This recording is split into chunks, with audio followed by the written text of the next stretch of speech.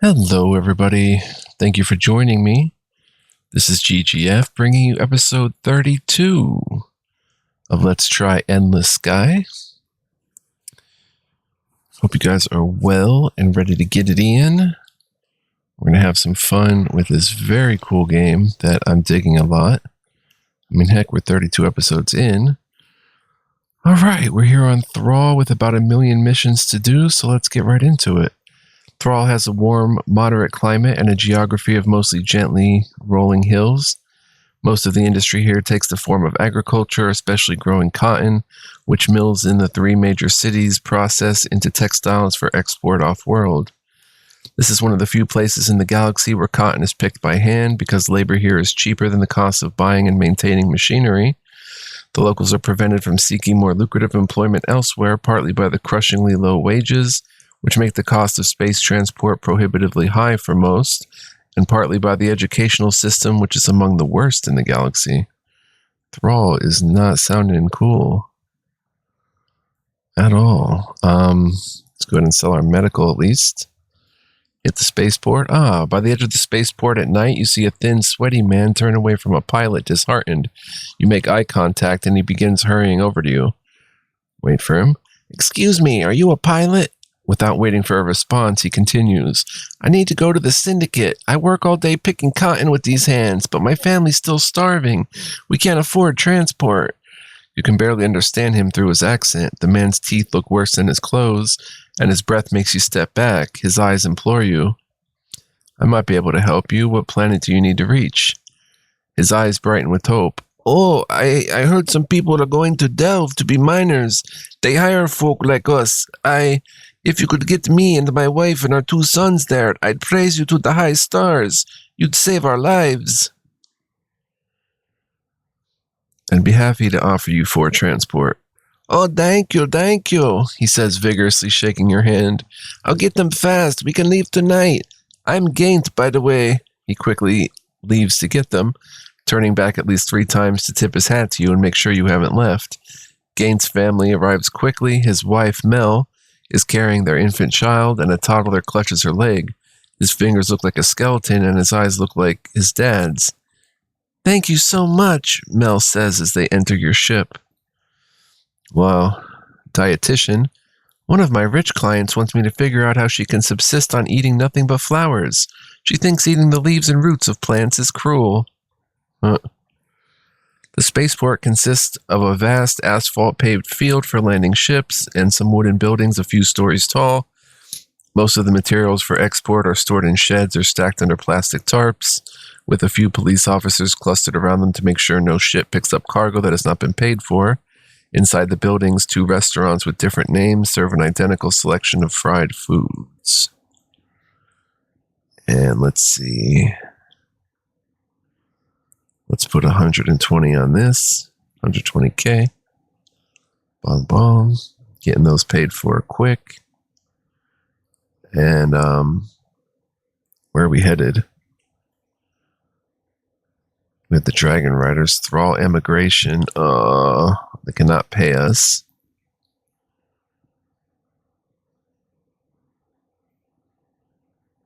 Four petty criminals for 57K.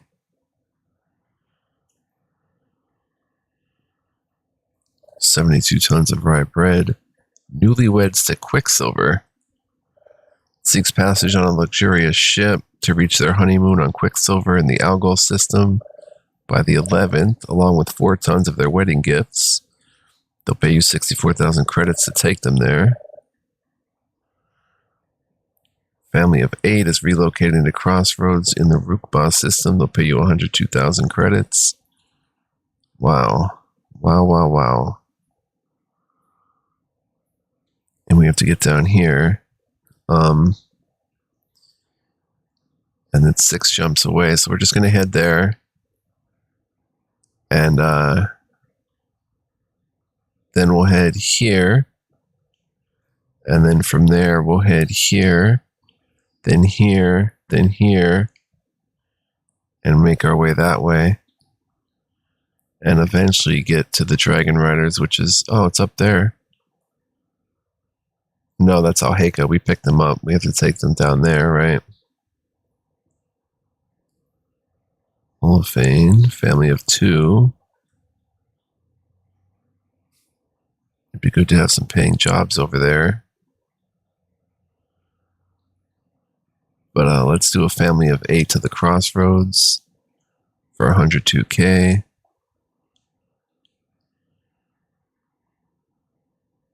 $60 outrageously wealthy tourists on a fabulous journey to the wild exotic world of Amazon. All right, so next stop is going to be there. We're taking with us some clothing, I guess. And let's go. Let's go. Away we go. We're going to be kind of in outlaw worlds down there, I think.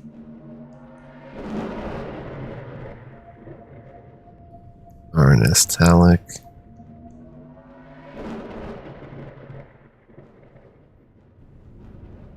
RNS Naltar.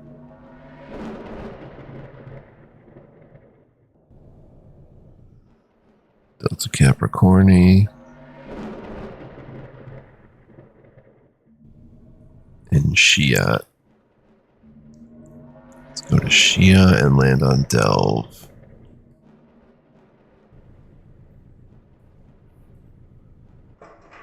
Reach Delve, but not all the passengers. Okay.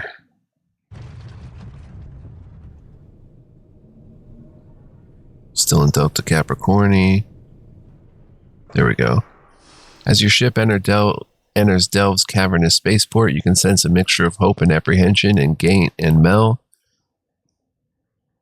Andrine talks too much, you overhear Gaint saying. I didn't know it's all underground. We'll figure it out, Mel assures him.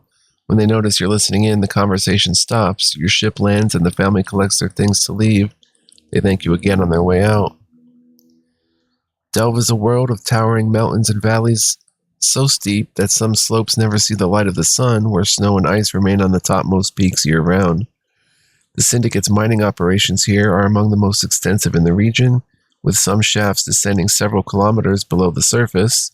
Some of the mines are as large as a city, and in fact many of the mining cities are underground, built in sections of old mines that have long since run out of useful metals.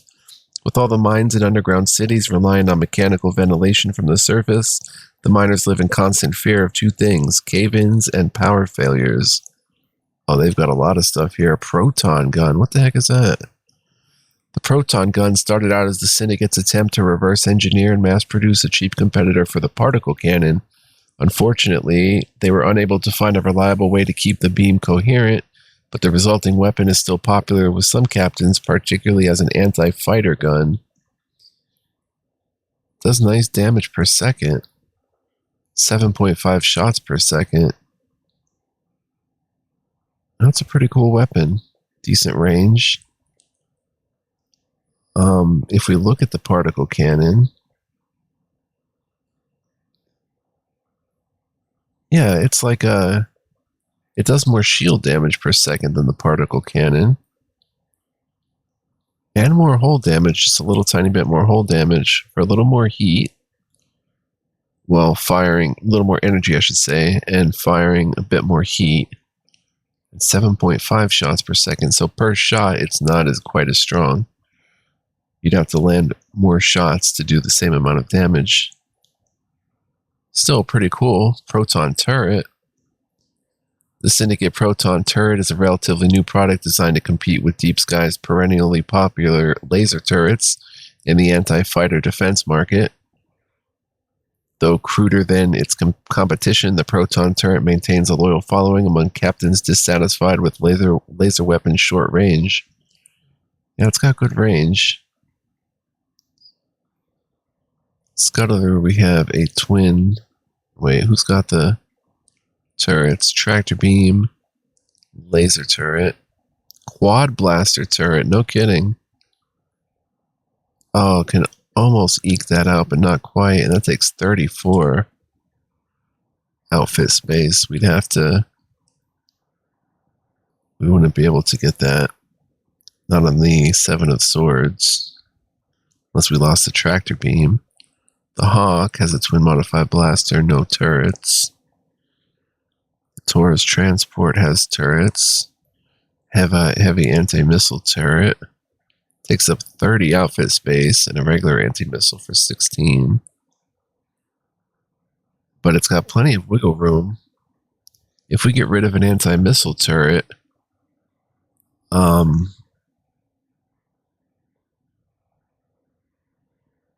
maybe throw a proton turret on it. It would be doable. Its main weapons. It doesn't have a main weapon. It's got 2 weapon slots free. It's even got a torpedo launcher that we could put on there, potentially. To take up all the space, though. But it would give us 30 torpedo capacity on the Taurus transport. I think we have to take advantage here. The heavy anti-missile turret has a longer range, higher power, and shorter reload time than its smaller sibling. The only way to overcome it is by firing missiles in a cluster so that while one is being targeted, the others can get through. And as a result, all missile systems on the market now default to firing in clusters if multiple copies of the same launcher are installed, rather than staggering their fire as ordinary guns do. That's interesting to note. Cluster firing. So we can essentially get like a proton turret for anti-fighter defense. Nothing's really been attacking us because we have a pretty dope squad put together here. We can even get a torpedo pod.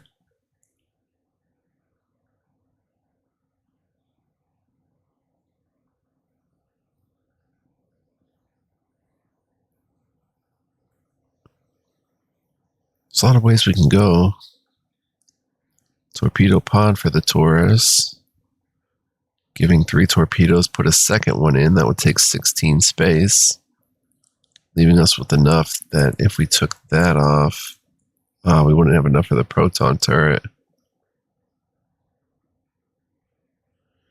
Inaccuracy is 4 compared to the laser turret.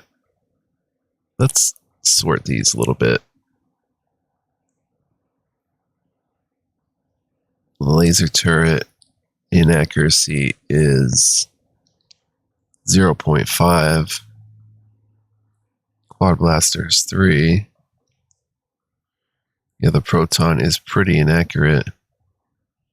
4 degrees of inaccurate. How much is the beam laser? 0.5.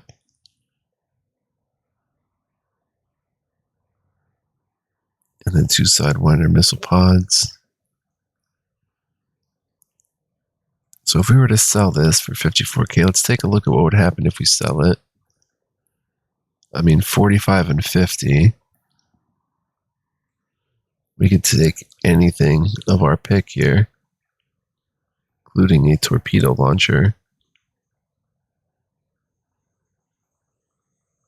Proton gun takes 28 versus proton turret,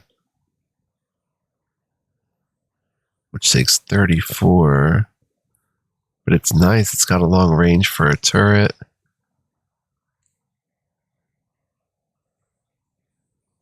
And you're kind of bombarding them with 77.5 shots per second. The turret turn rate, it can move 120 degrees in a second. That's pretty cool. And there's the quad blaster, 192 turret turn rate. But the damage is, it shoots 20 shots per second. And they do very little damage, but, you know, if you land a large majority of them, they're doing pretty good shield and hull damage.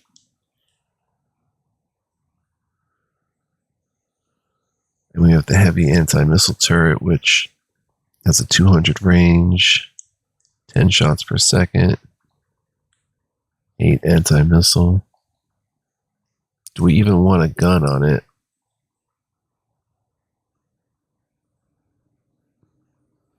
Put a 28 proton gun on it for 150K. And then like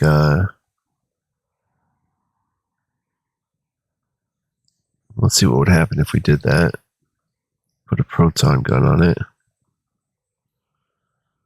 Okay.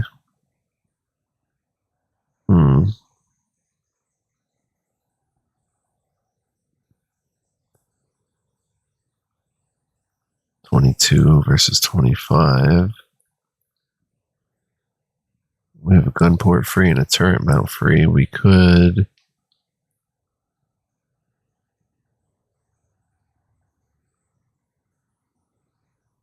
These are easy to put in. There are only 3 needed. We could put the anti-missile turret back in for 5 more anti-missile ability. Could, just about put a mining laser turret in. Proton gun.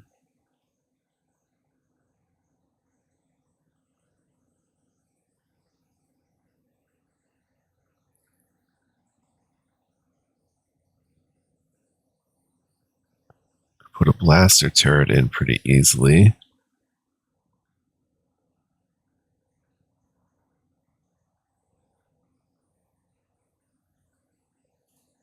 There's not really much more we can do here.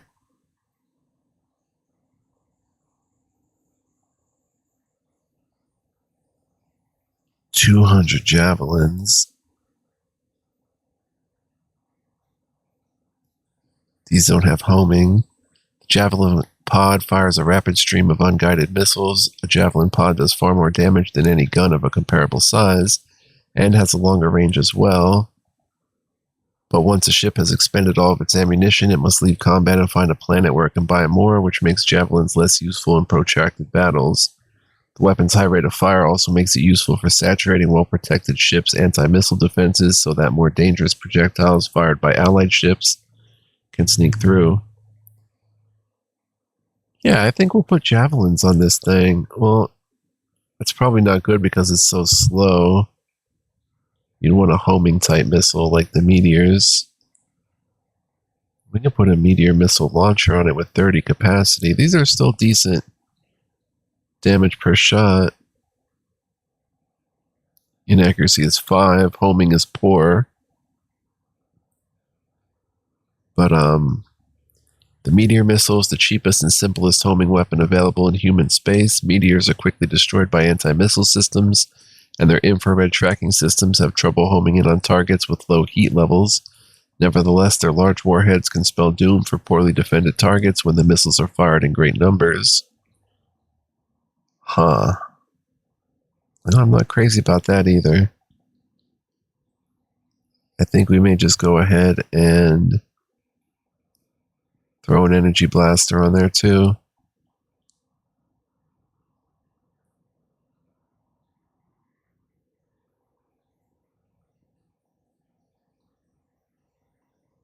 And what we should do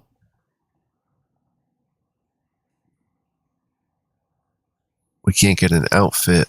Oh, we have a bunk room. What if I get rid of that for 20 outfit space? That might open up something.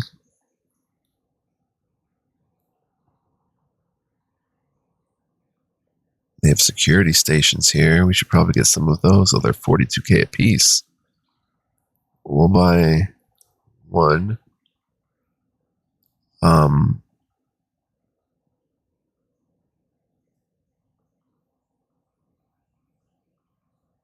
Do we get rid of the bunk room? Look at this shield generator. You don't see that everywhere. Powerful enough that in combat against some particularly weak ships, they may not even be capable of depleting your shields as fast as they recharge. That's a massive shield gen.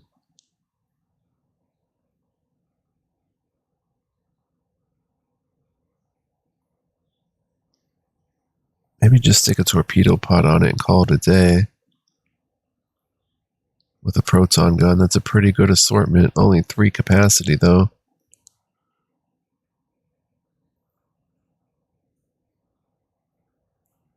Yeah, I think we'll pay 30K and get a torpedo pod on it.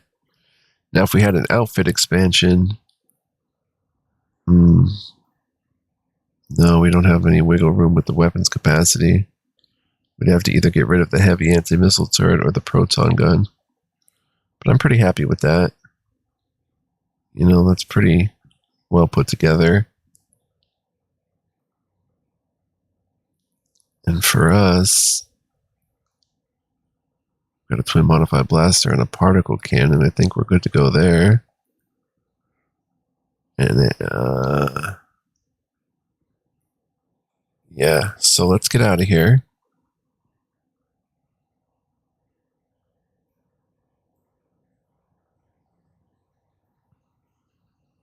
And check the shipyard.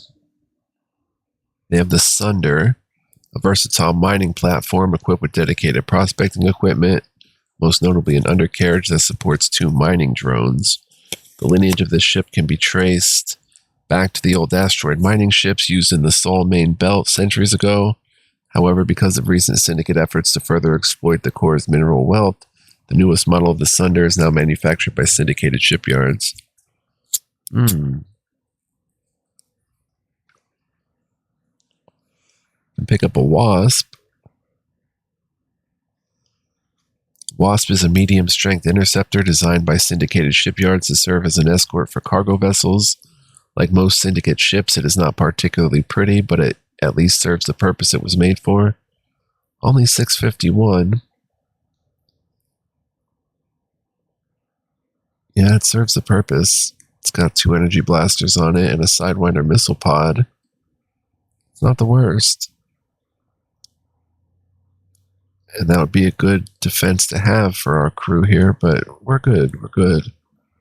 Let's sell our clothing, and let's see where we have to head to next.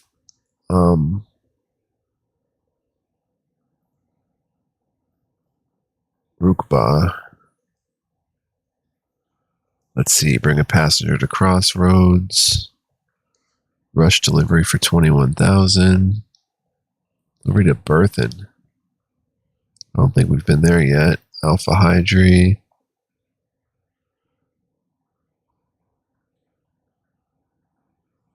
Toledo. All right, let's take these 2. Passenger for 6,500. 19 tons of corn oil for 21,000.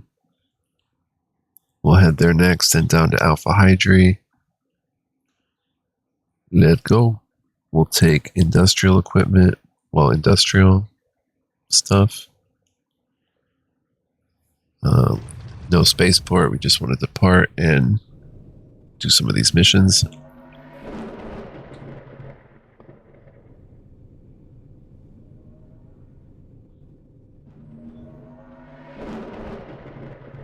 Heading to the Rukba system. Landing on Crossroads. Oh, something wants beef. Not going to bother with it. Drop off corn oil, 21K. Say farewell, 6,500. Family we've been transporting departs, 102K.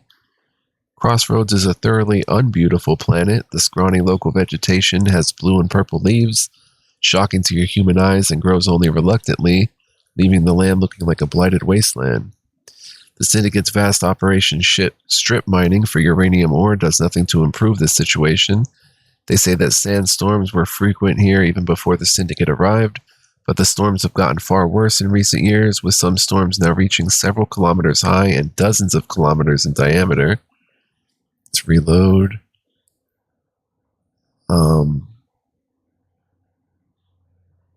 Nothing too interesting here. All right. Do our trading.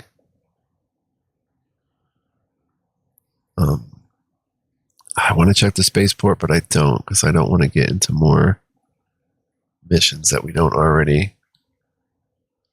Can't take care of 5 passengers for 15K. We're headed there anyway. CAF, 28 tons. We can't do that. Family of 2 factory workers for 14K. We're headed there anyway. Mirafac. 15 tons of industrial lasers and 2 passengers for 15K. Perfect. We're headed there anyway. Look at these missions, yo. Crazy. Let's head here and bring clothing with our 5 free space. And let go. I'll jump away.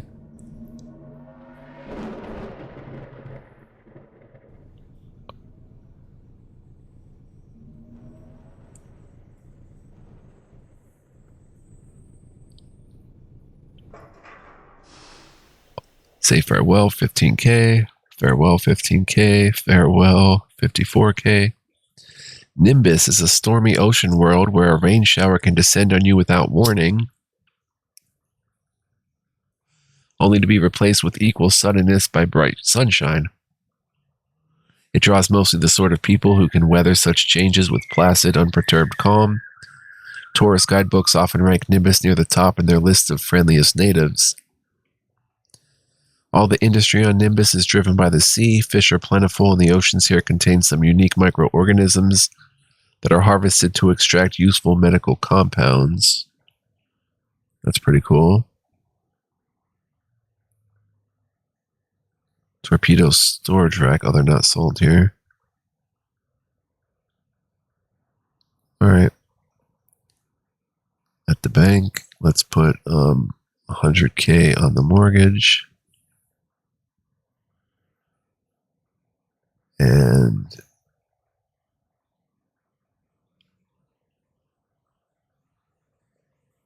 $10K on this one. $10K on this one.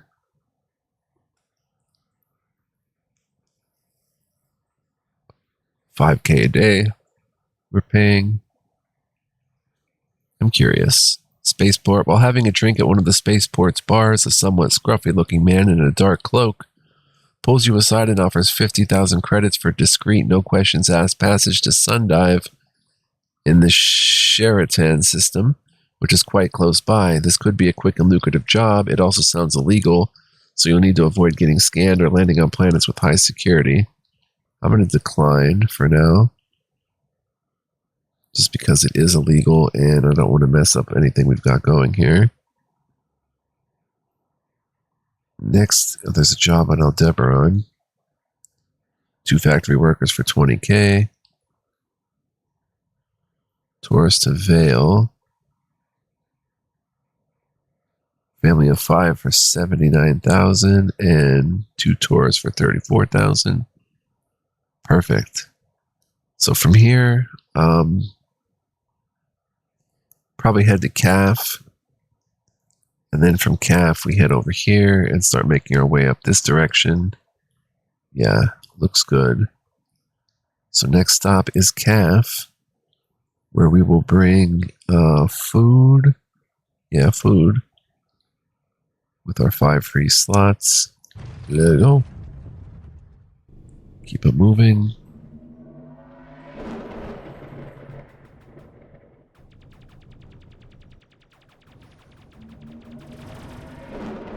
I should help in some of those situations. Oh well. Hyperspace to CAF, next stop. We land on Kraken Station and Reunion. Get everybody to Reunion. And about to get paid, son. Reach Reunion, not all passengers are in the system. There we go, everyone's in. Land. Alright. Wish the workers the best, 14K. More workers, 42K. Cargo of suits, 58K. Workers, 56K. Wow. Wow, wow, wow. The Bounder, 17 bunks, 1.5 mil. Nice turning. 2 anti-missile turrets. Huh. The Megaparsec Bounder is a scout ship and courier designed not for battle but for carrying passengers and small amounts of cargo across large distances quickly. Freighter is 1.38 mil for 150 tons of cargo space. Very poor turning. Very poor speed. That's a scram drive, though, which is always nice for something like this. Let's just scram out of there. 2 blaster turrets and a heavy anti-missile turret. Not bad. For 1.38, it'd be a smart addition to any situation. But, let's see. Sidewinder missiles. Let's probably put the torpedoes down and get the Sidewinder missile pod. Sell that for 29k, and the torpedoes. We'll probably buy this because it's got 6 capacity. Got a proton gun, anti-missile turret, and maybe I should have went with the javelins. I think I should have.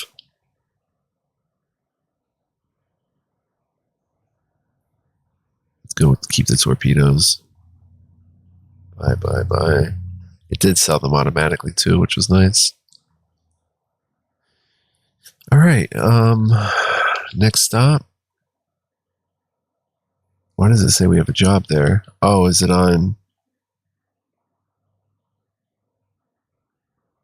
Kraken Station? Yeah, we have to go to Kraken Station. Wealthy retirees to Calda, along with 57 tons of their most treasured possessions, 277k.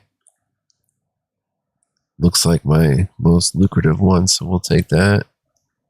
We're heading up that way anyway. Let's head on Kraken, and then we will head over to Zarak and bring plenty of equipment. Just straight up equipment.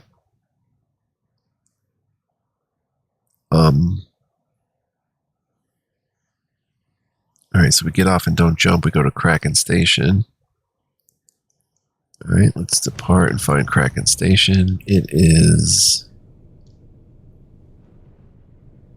Where's Kraken Station? Up here? There it is. Everybody docked there, I guess. Drop off insecticides, 10,000. Kraken Station is 7 centuries old. It was the first space station built outside of the Sol system. The station has been modified and repaired so often since that time that in all likelihood not a single deck panel or bulkhead that was part of the original station remains. It's a cool picture too.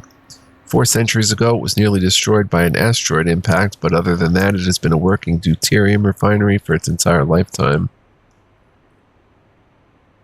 Oh, I don't sell the equipment here. What am I doing? Job board, something in Aldebaran, 92 tons. Oh, worker, 2 factory workers for 14k. Okay. Document delivery to New Portland. No. We know where we're headed next. We're headed to Zarak.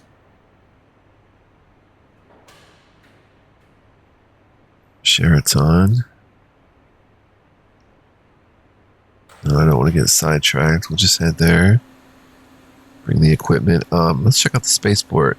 When you walk into the local bar, a man sitting in the corner waves you over and says in a hushed voice, "Captain, we've got 16 tons of the good stuff that needs to get to Shroud. I promise you this will be a very lucrative operation. What do you say?" Gonna decline again. Truth seeker. Republic intelligence has bird-like surveillance drones in every city. There's one in front of my window every morning. If you still don't see the truth, I feel sorry for you. The main ring of the station consists of 3 different levels, with living quarters, repair shops, and a few small cafeterias, and even a barber. The lower levels also house some of the refinery equipment, but much of the harvesting is done automatically by robotic drones. It's a cool planet. For a station that is so old, everything feels surprisingly sturdy. The bolts and beams that make up the station are much thicker than they probably need to be. We are headed to Zarok, so let's go. The Forgotten Rissa Container Transport Merchant.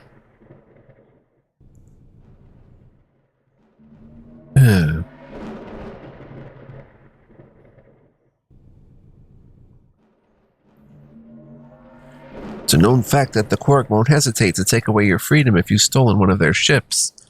The Wo-Yang merchant ship. Oh, here we go. Hyperspace Zorak. They're going to be chasing us probably. Land on Canyon.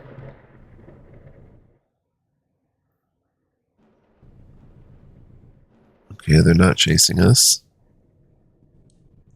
Still in Sheraton. Reach Canyon. Yeah. Cargo of bleach, 51k. Farewell to passengers, 66k. There we go. Try this again. And farewell to passenger, 16k. Oh, farm family, the best of luck, 47k. Canyon is a large world with gravity near the high end of what human beings can comfortably bear. Much of its surface is sandstone, leading scientists to believe that the planet was once home to large oceans. Before some cataclysmic event, perhaps a rogue star drifting through the system, caused much of the planet's water to boil away. The few settlers who live here mostly farm the deep canyons. The mesas above are dry and almost lifeless. The angular rock formations that cover most of the mesa land are identified in local mythology as the ruins of an unspeakably vast and ancient alien city. A gullible tourist can find any number of opportunities to tour these alleged sites. Off-world science has been largely skeptical of these claims, said the spaceport. Reporter, 11 signs that you're dealing with a corporate executive. Read my blog to protect yourself from those psychopaths. The spaceport is a wide, flat stone field with no individual landing spots marked out. You're simply responsible for finding an unoccupied space large enough for your ship. There are only a few starships parked here. A half-kilometer away from the field is a small village with a marketplace and a pub. In the village, you can recognize the locals because of their stout, muscular stature. You are taller than almost everyone here. That's pretty cool. Now from here, we're going to head to Mirfak. 4 wealthy tourists are... Oh, no, wait.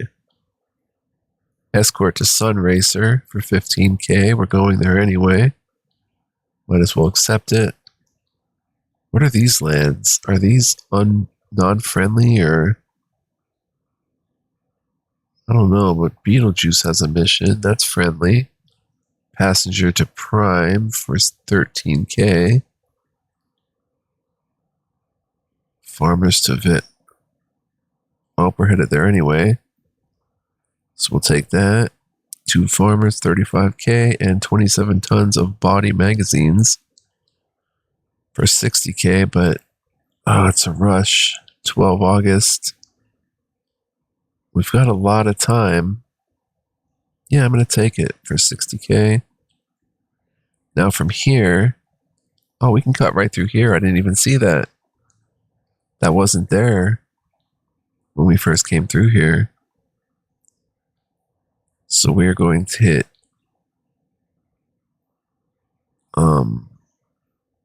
the hall.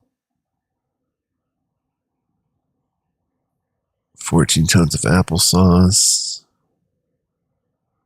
Alright, we're just going to go. Oh, we can even work up here. 21 tons of seaweed to Skillet. It's 8 jumps away. Where are we, in Zorak? Yeah, we have a job in Menkar.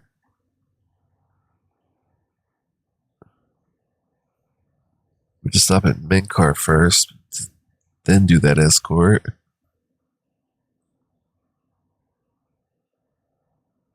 And I'm going to cut through here to Nihal, so next up is Menkar, and we'll take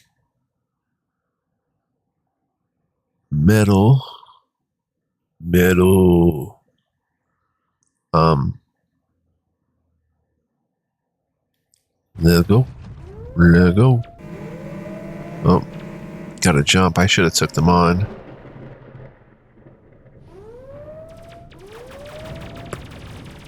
Come on, guys. Everybody land. Land, land, land, land. I don't know what's going on. Family you've been transporting departs, 98K. Icefall is far from its sun with an axial tilt of roughly 38 degrees. This means that the climate is cold, the year is also long, and each hemisphere has a short summer, barely enough to fit a terrestrial growing season. Nevertheless, most of the inhabitants are farmers, with the exception of the oil drilling industry at the equator. There are only a few major towns and no major metropolitan centers. Icefall's oceans are filled with constantly shifting pack ice and icebergs, making them nearly unnavigable. The most distinctive feature of the local ecology is the vast flocks of goose-like migratory birds, which raise 2 broods a year, one in each hemisphere's summer. The farm workers migrate in similar fashion, and many landowners have farms in both hemispheres. Let's hit the spaceport. Freethinker, if spaceships have drag, there must be air in that vacuum of space. Wake up, sheeple! The spaceport is located near the equator in this world's industrial zone. Along the horizon are fields of pump jacks and oil derricks. The port consists of rows of hangars, plus 2 large square towers that house the marketplace and storage space for cargo. A constant howling wind sweeps in between the buildings, but thankfully they are well constructed out of sturdy concrete. We have to come here. There's another mission. 18 tons of nightgowns. For what? No, wait. 18 tons of nightgowns. Well, we'll take it, I guess. Escort to Moonshake. Alright. We've got to go there next. Let's just jump there and bring luxury goods. There you go. They're still trying to fight us. Wait to land on Sunracer. Whoa. Everyone's here, so if we just land, we complete it.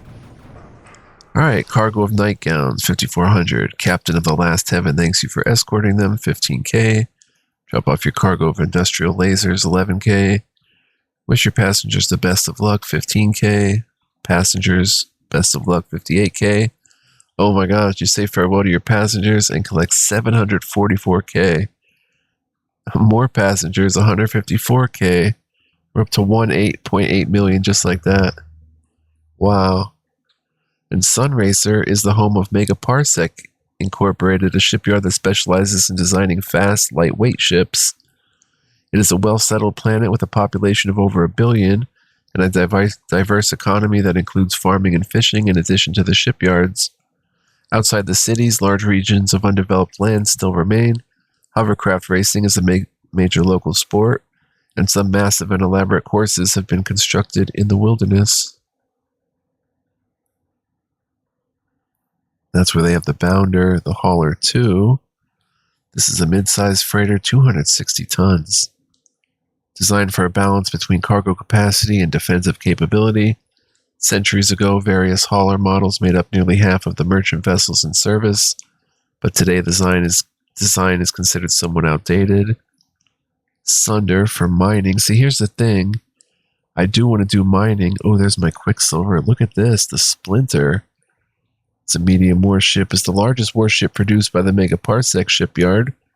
It's designed to be faster and more maneuverable than other ships of a similar size in order to serve as a heavy escort ship or as part of a planetary defense and patrol fleet. Because of its intended use in merchant convoys, it also has a fair amount of cargo space. Yes, it does. And some bunks. And 600 fuel. Wow, and it's very customizable. 2 proton guns? No kidding. 2 small radar jammers, 2 blaster turrets, an anti-missile turret. I love this thing. 5,200 shields with a crazy shield gen in it. That big boy that we saw. Wow. The D-67TM. It's the Manta. After their Quicksilver light warship with its armament of particle cannons became a large success with convoy escorts and planetary defense forces, Megaparsec decided to develop a larger ship with similar maneuverability, but heavier firepower. The Manta is the result, a ship with enough long-range firepower that fleeing from a battle with it is almost impossible. Very poor shield gem, but that's okay. Big-time shields and hull. No real cargo space to speak of. Heat is an issue. 21 torpedoes.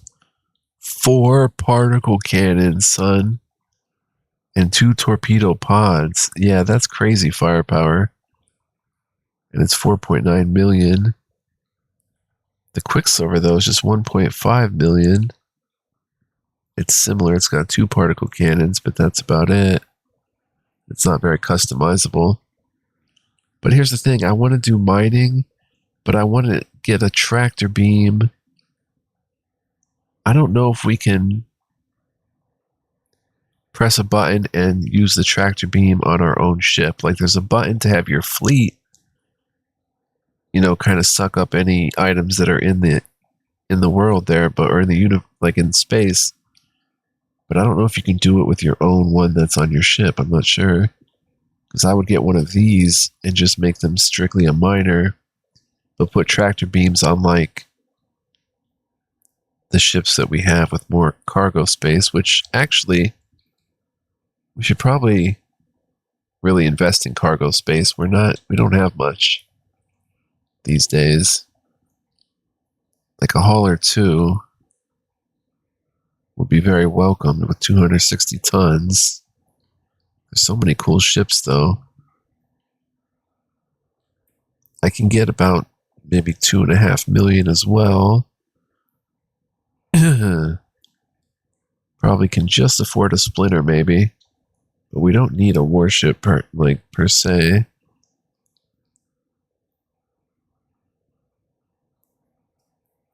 This also has 80 tons of cargo space. Gonna hit my water bottle, guys. Bear with me.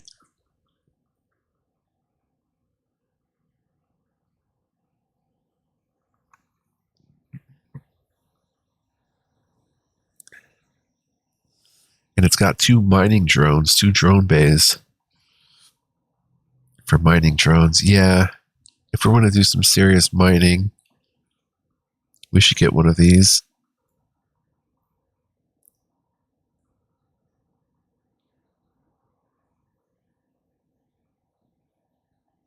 It comes with 80 tons of cargo space. We can even probably expand that more. I don't know. Not much outfit space free. But this thing comes with 75 tons and plenty of outfit space free. And all that firepower. 2 proton guns. 2 blaster turrets and an anti-missile turret. The Manta has no cargo space. This also has bunks, 12 more bunks. We could even get a luxury accommodations on it, probably. Everything is in line here. The energy it creates while firing is crazy, but we can take that. And again, we can even downgrade those shields, which are crazy shields. You know what? I might get the splinter next. I don't know. Do I want to do mining specifically? Or do I just want that extra cargo space and firepower? I could buy this outright right now. Let's see what it comes with. 2 mining lasers, 2 mining lasers, an asteroid scanner, a tractor beam, and we can pick up 2 mining drones for it. Yeah, let's try out the Sunder. Let's buy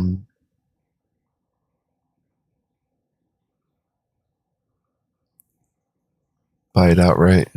Random name, Pilgrim Gaze, Shores and Cobalt, Myth Starship. How about the Mythic Miner?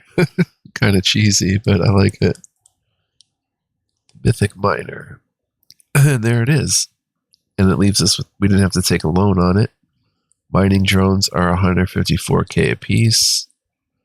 They have no shields, a little bit of hull. No cargo space. What do they do exactly? The semi-autonomous mining drone is used by the Syndicate alongside the Sunder mining vessel in a supportive role. Not being much more than a mining laser with an engine stuck to the rear of it, these drones do not last long in combat with other ships due to how fragile they are. Drones do not come equipped with a hyperdrive. You cannot carry a drone unless you have a ship in your fleet with a drone bay. So it's an extra mining laser, which means we could even take one off of this to outfit it with something different. But this isn't very customizable. Well, it might be. It might be. It's got pretty decent acceleration, turning, and speed for its size. I don't know. Do we buy an extra mining laser? I mean, why not, right? Buy one. Oh, enter a name for your brand new mining drone.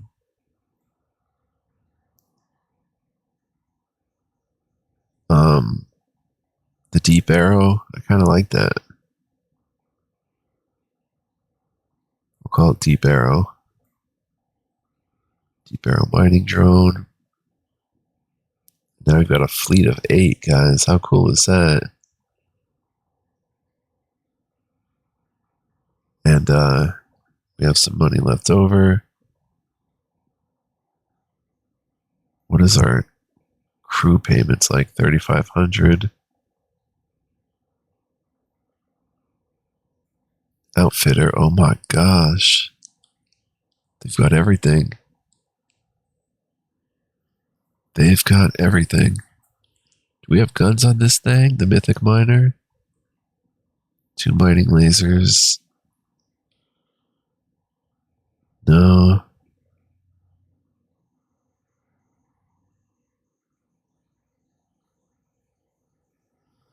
Oh, okay, good. It's got 600 fuel capacity. I was going to say we might need to do something about fuel.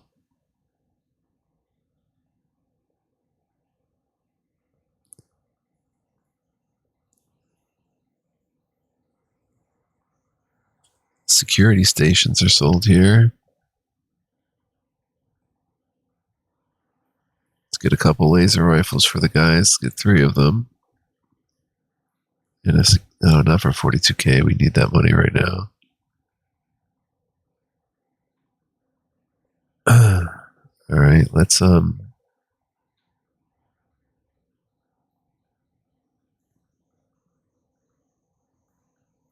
the trading, hit the job board.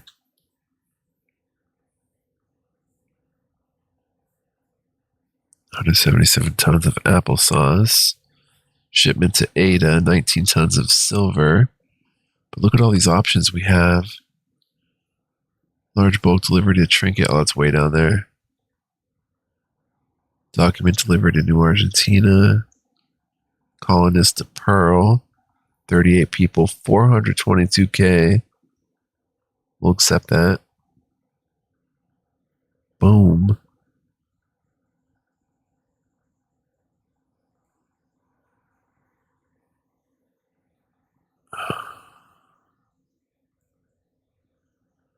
Passenger to Pearl for 13K. We'll accept that. Families. Always good to have to move families away.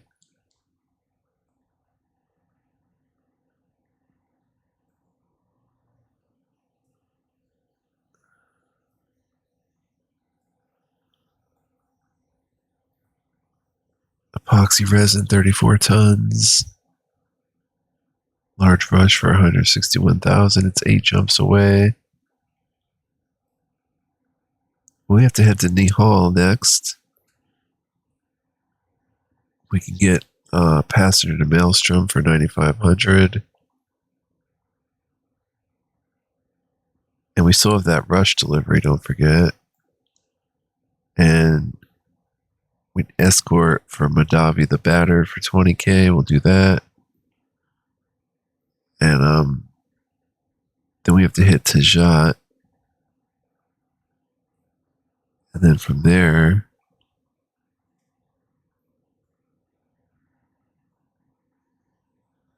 I want to do this Canopus one. 93 tons of cucumbers, but we have to get it by the 12th. Well, we have plenty of time. And for this one, we have to get there by the 12th. So let's see if we hit here. It's going to be 28th, 29th, 30, 31, 32, 33. What am I with 32? Oh my gosh. 28, 29, 30, 31.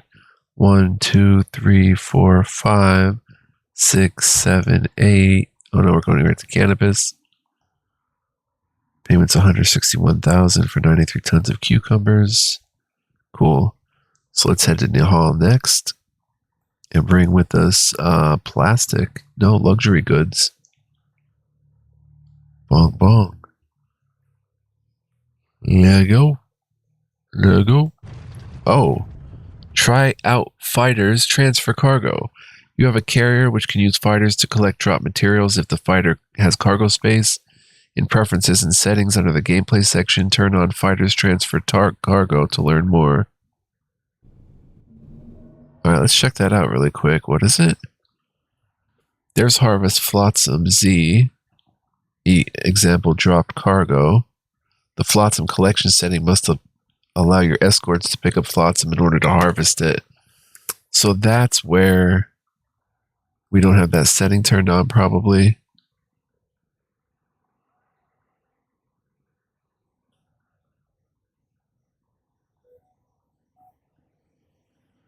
Display an overlay on hostile missiles. The overlay indicates the danger of the missile, with more powerful missiles relative to your flagship's HP being indicated. Yes. Highlight player's flagship. Rotate flagship in HUD. No, we don't have to do that.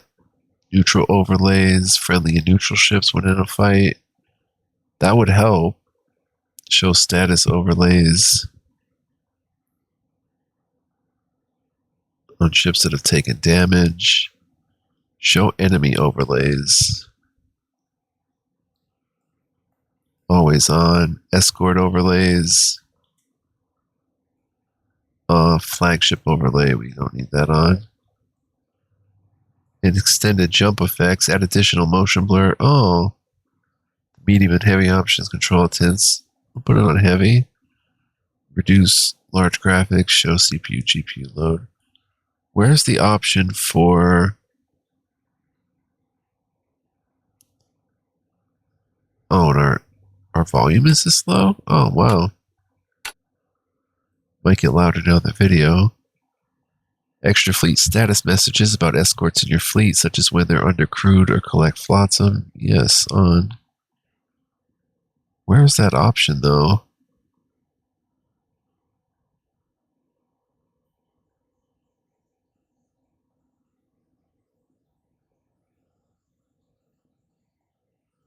Oh my gosh, there's a whole other menu. Oh my gosh. Deadline blink by distance. How fast to blink to the map marker? I thought that was on already. Oh my gosh. System map sends move orders. Right click a location in the system minimap to send your escort to that location in the selected system. Oh my gosh. Interrupt fast forward. Reactivate first time help. Always underline shortcuts. Automatic firing if the enemy is within weapon range. Automatic aiming when firing. Oh. Automatically turn your ship towards your target to aim fixed weapons. Turret tracking is focused.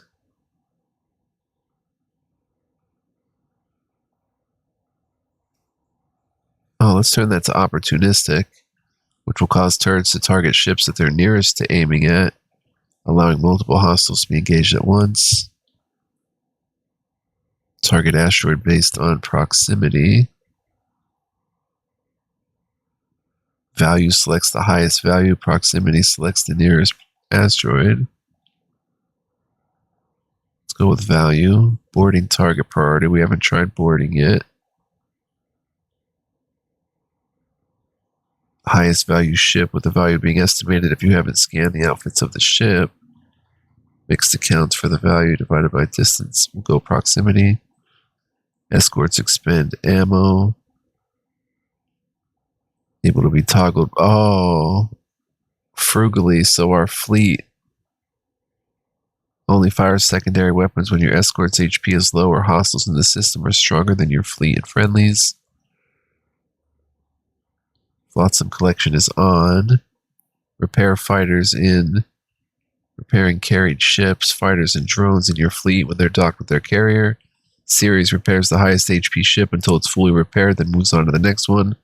Parallel repairs the lowest HP ship at all times so that all ships increase in HP together. We'll go parallel.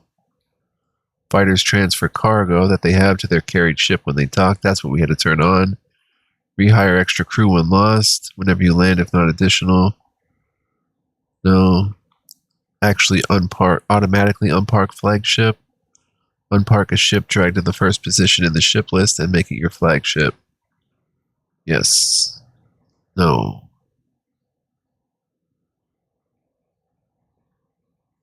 Yes.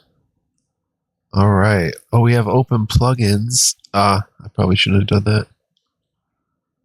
But there we go. We have new menu settings, guys, that I did not know about. By enabling fighter transfer cargo, drones and fighters in your fleet will transfer cargo to their parent carrier if there is cargo space in the carrier. If a fighter cargo hold is full, then it will return to the carrier automatically. Drones and fighters will transfer cargo upon docking with their carrier for any reason. Good to know. Now let's get out of here. Oh, look at all those effects. Very cool. Definitely some heavy effects going on there. Whoa, awesome. I don't want to get in a fight right now. I just want to jump, jump, jump. Everybody's following along. We're headed to Nihal. Let's go. Alright, you want beef? Whoa! Navigation. Welcome to the sky. To travel to another star system, press M to view your map. What?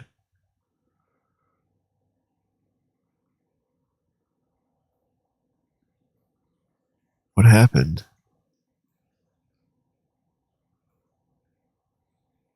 Look at my cannon. Let me chase that guy away. That was awesome. Who was that? RNS Baker. We've left behind. Okay, farewell to Pastor, 9,500. Mining family, 23k. He's still in Volox. Come on, dude. Oh, there goes like a splinter. Whoa! Alright, safely escorted, 20k. Yikes. Restock for 14k. Wow, wow, wow.